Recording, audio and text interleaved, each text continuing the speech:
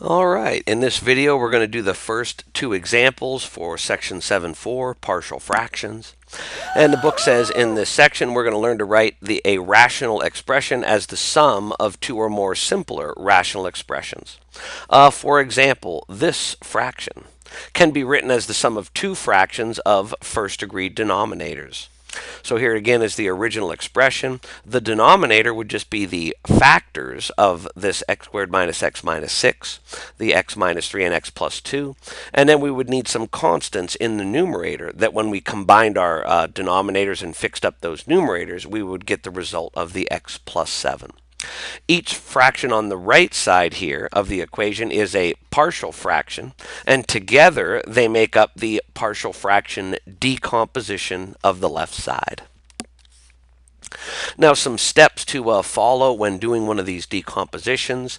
Number one, if you have an improper fraction, if the numerator is more powerful, if the degree is higher in the numerator, you're going to divide the denominator into that numerator. Here's again is numerator divided by denominator. When we do that polynomial long division, we will have a polynomial plus a remainder. That remainder will be in the form of a fraction. And then to further continue the decomposition, we would apply steps 2, 3, and 4 to that remainder. Oops. So step 2. Factor the denominator into its component pieces. Completely factor it down. You'll have linear factors with first power x's, or you might factor it down and get stuck at a quadratic where you have a squared factor. For a linear factors in the denominator, for each factor in the form of some number times x plus q to some exponent, the partial fraction decomposition would have the following sum of m fractions. So here's our linear factor to the first power, and then we'd add it to the squared power, and if there was a third and fourth, we'd keep adding them up all the way to the highest power. If you have, and the numerators would be constants a. When we have quadratic factors in our denominator, and you won't see that in this video, but in the next one, for quadratic factors, we would have an x now introduced to our numerators. Let's start off with a nice easy one, though. The examples in this section will demonstrate the algebraic techniques for determining the constants that wind up in the numerators of our partial fractions. Note that the techniques vary slightly depending on the factors of the denominator. Are they linear or quadratic? And then also, are they distinct, which means they only appear once, or are they repeated factors? Like a quantity squared, or even x to the second power would be a repeated linear factor. So in example 1, they want us to write our partial fraction decomposition. And the first thing I check for is the numerator more powerful than the denominator. And in this case, no, it is not. So we do not need to do polynomial long division. So we're going to break this down, and we're going to have two fractions. And the denominators of those fractions will be the factors of x squared minus x minus 6. So if we do a little trial and error, or the ACB method, we're going to get the factors of x minus 3 and x plus 2. So above this denominator is some number a. We got to figure out what number it is. And above the x plus 2 will be a b factor. All right, now the algebraic technique will be to multiply both sides here by the common denominator, and the denominators are common. Here on the left side it is unfactored. So if I multiply this side by the denominator, the x plus 7 will come down. Now on the other side, it's the factored form, and I'm going to need to multiply the a by what it is missing below of the common denominator. The a is going to get multiplied by the x plus 2. Plus the b here has the x plus 2 under it. It is missing the x minus 3 factor. Ooh, that's not a very good 3. There we go. Now at this point, we want to solve for a and b. And the beauty here is we can choose values of x that are convenient to us. So we have an x over here with the 7, but that's not the important one. Here is an x plus 2. What number for x here would zero out this quantity? Well, something plus 2 equals 0 would have to be negative 2. So let x equal negative 2.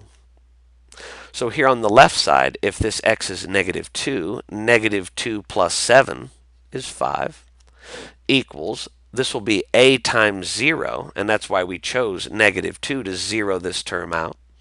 And then we're going to have b times negative 2 minus 3 is negative 5.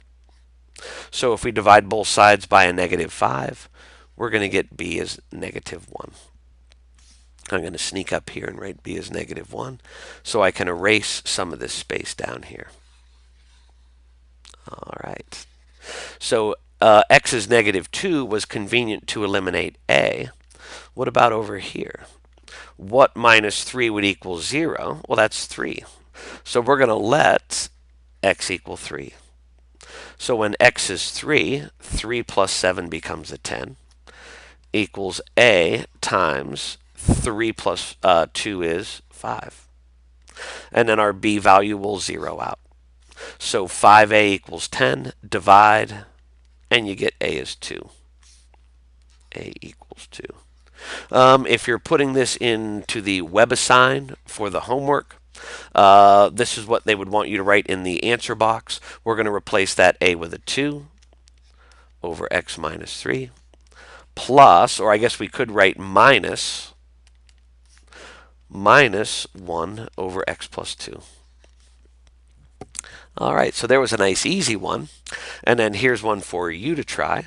This would be a good time to stop the video, try to find the partial fraction decomposition of this, and then start up the video and see if our answers match. So how is this going to break down? Our denominator is 2x squared minus x minus 1. So the only way to multiply and get 2x squared is with a 2x and an x. The only factors of 1 are 1 and 1. And we want a minus x in the middle, so that means we want to multiply 2 by this one and make that a negative. So here would be a plus. And I'm going to put over the 2x plus 1 an a, and over the x minus 1 a b. So multiply through by the common denominator on both sides of the equal. So on the left, we'll have our x plus 5 equals a has 2x minus or plus 1 under it, so it needs multiplied by the x minus 1. Plus the b will get multiplied by the 2x plus 1. Choose convenient values of x.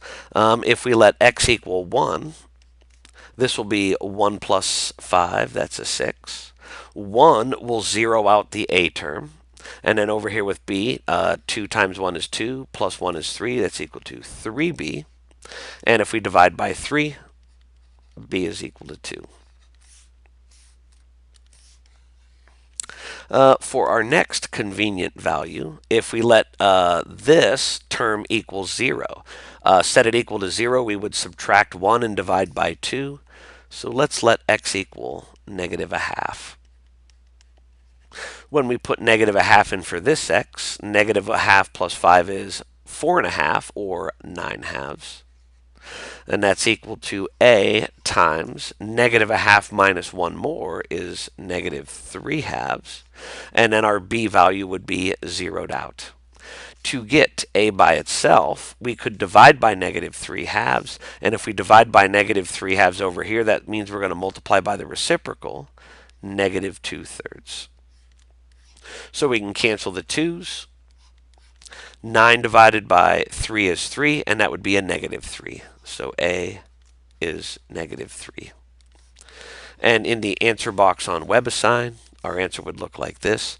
Negative 3 over 2x plus 1 plus 2 over x minus 1. Okay, so that's the easy one. Our next and last example is a little trickier. Because now our numerator is of a higher power than the denominator, we will need to do polynomial long division. And they do spoil the surprise here. They tell us we will have a repeated linear factor in the denominator. So let's get the hard part out of the way, our little division. X cubed plus 2x squared plus x divided into x to the fourth plus 2x cubed plus 6x squared plus 20x plus 6. We want to eliminate the leading x to the fourth. We have an x cubed, so we would multiply by x. If I distribute x over that term, we're going to have x to the fourth plus 2x cubed plus an x squared. Now here we subtract. X to the fourth minus x to the fourth is nothing. 2x cubed cancels. 6x squared minus x squared is 5x squared, which is now a lower power than our divisor. So we can just bring down the rest of the terms. That will be the numerator of our remainder. So our remainder is this over top of our original divisor. So I'm going to sort of write it down here in the corner in black ink.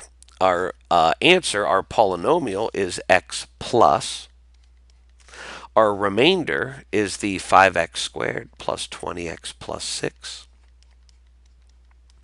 And that is all going to be divided by our original divisor. And that's right here. Let's factor it. Just as a little scratch work, we could first pull out an x. So that would be x squared plus 2x plus 1. And if we factor that, it would be x plus 1 times another x plus 1, or x plus 1 quantity squared. And that's how I'm going to write it here. X times x plus 1 quantity squared. So let me back up to the steps here. In step 1, we did the long division. So we did the division and we had a polynomial plus our remainder. Now that our polynomial is just x plus. Now for the rest of these steps, we're going to apply steps 2, 3, and 4 to just the remainder. So we're going to sort of put this x off to the side, do the decomposition on the remainder, and then hopefully we don't forget to bring this x back into our final answer. So, oops, dropped a parenthesis. Now again, this x we're leaving off to the side, and hopefully we won't forget it to put in our final answer. Now our breakdown, let me just make, I need a little more room here. There we go. Now our breakdown, here is a single linear factor, so we're going to have that as a denominator, x. And now here's how we treat the repeated linear. We have x plus 1 quantity squared. So we're going to have a denominator of x plus 1, and then we're going to have another one of x plus 1 squared. Oops, that's supposed to be squared. If this was third power, we'd have a squared factor and then another one that would be cubed. Above these denominators, we're going to put an a and a b and a c. All right.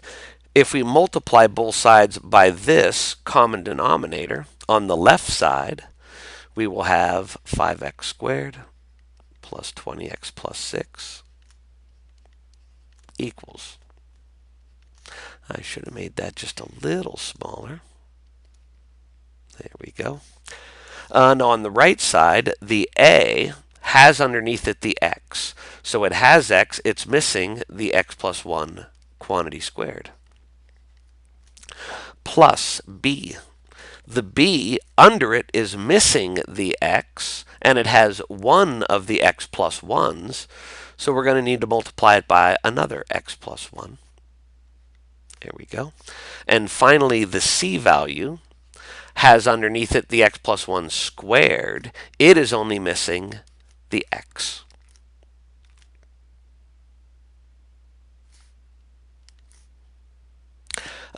So it's time to pick convenient values of x. Now when we look at our ABCs, the b has an x and the c has an x. So if we let x equal 0, it makes our work real simple. On the left side here, the 5x squared and the 20x will be zeroed out. So we're just left with the 6 is equal to a times 0 in for this x makes 0 plus 1 is 1. 1 squared is 1. Plus b times 0, that wipes out the b term. C times 0 wipes out the c term. So a is equal to 6. That was easy. Now, if we notice, we have x plus 1 quantity squared here, and we have an x plus 1 quantity squared here. If we let x equal negative 1,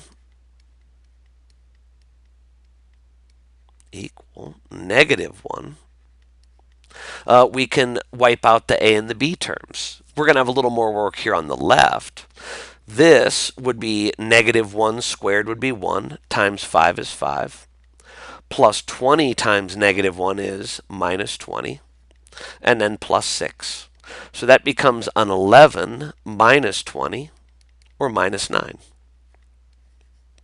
is equal to. Again, the x plus 1 quantities will be zeroed out. So a is gone and b is gone. And we're just left with c. Now be careful here. We're letting c be multiplied by x's negative 1. So that becomes a negative c. Divide both sides by a negative. C is equal to 9. Now, we have one more unknown, b. We've already used the obvious convenient values of x. So what we're going to have to do here is just choose some other value of x and use the a's and the c's that we already found. We've used x is negative 1, x is 0. The obvious choice then, I guess, would be x is positive 1. So we're going to let x equal 1. A is going to equal 6. C is going to equal 9. So as we work through this left side, 1 squared is 1 times 5 is 5. Plus 20 times 1, that's 25. Add 6 more, you get 31. Is equal to this a becomes a 6. And this x is a 1. 1 plus 1 is 2. 2 squared is 4. Plus b is our final unknown, and we're letting x equal 1. So that becomes 1 times b, or b, times 1 plus 1 is 2. Plus c is replaced with a 9, x with a 1. So here is a 24 plus 9 is 33. If we subtract 33 from both sides, we get negative 2 is equal to 2b. Divide both sides by 2. B is negative 1. So b we can replace with a negative 1. Now for our final answer into WebAssign. Again, we don't want to forget this x that we created with the polynomial long division way back in step 1. So our final answer is x plus 6 over x minus 1 over x plus 1 plus 9 over x plus 1 quantity squared. Whew. And there we go.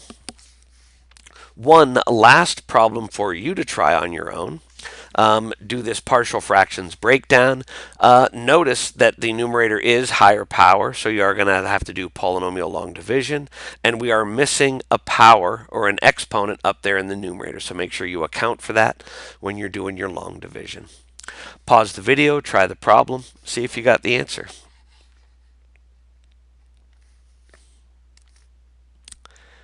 Okay, so we are dividing x cubed plus x squared into x to the 4th plus x cubed plus 0x squared plus x plus 4. So up top, we are going to need an x and distribute it here. We would get an x to the 4th plus x cubed. If we subtract, we get 0 plus 0. The squared term, we put the placeholder in. I guess it doesn't matter if we forgot it because it's a 0 anyway. And then we would bring down the x and the plus 4.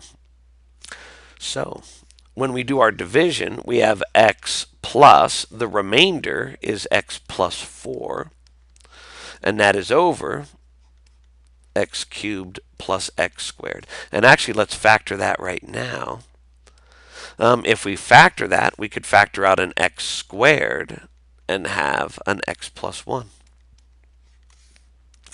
So in the example we did, our parenthesis quantity was our repeated linear factor. Here it is the x alone is the repeated factor.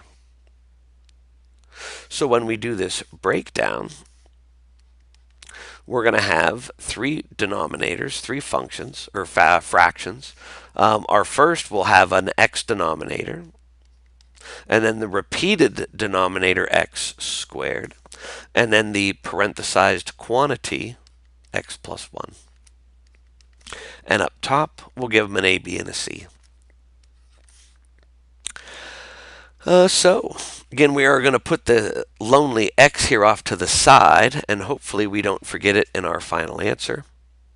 And if we multiply the rest through by the common denominator, the left side will simply be an x plus 4, and that will be equal to our numerator a is missing below it one of the x's and the quantity x plus 1, plus b has the complete x squared, but it is missing the x plus 1. And then finally, c has the x plus 1. It is missing the x squared. So now we can choose convenient values of x to make our life simpler. And I would first choose x is 0 to wipe out a and c. So if x is equal to 0, 0 plus 4 is 4. Equals a and c are eliminated, and then b becomes times the quantity 0 plus 1, so that's just b. b is equal to 4. So I'm going to come up top here, and I can replace b with a 4. Next, let's let the quantity 0 out, so that would be the x plus 1. If we let x equal negative 1, negative 1 plus 4 is 3, equals anything with a quantity is now zeroed out. And when we put negative 1 in for x, we would square it first to get a positive 1, and then that would equal c. c is equal to 3. Now, to get the last unknown, a, we're going to let x equal 1 and put in the other known values now. So now x is 1. 1 plus 4 is 5 is equal to, well, we don't know what a is, but it's going to be a times 1, so that'll be 1a, times this would be 1 plus 1, or 2. Plus b is equal to 4 times 1 plus 1 is 2, plus c is equal to 3 times 1 squared, or 1. So this becomes an 8 plus 3 is 11. If we subtract 11 from both sides, 5 minus 11 is negative 6 equals 2a. It looks like a is negative 3. So to write our final answer, we would again not forget this x plus a negative 3, or we could write it as minus 3 over x, plus 4 over x squared, plus 3 over the quantity x plus 1. And that's our final answer. For a little more fun outside of class, we would do these three. They're on the WebAssign program. And if we have time in class, we would do 18 and 50. Enjoy.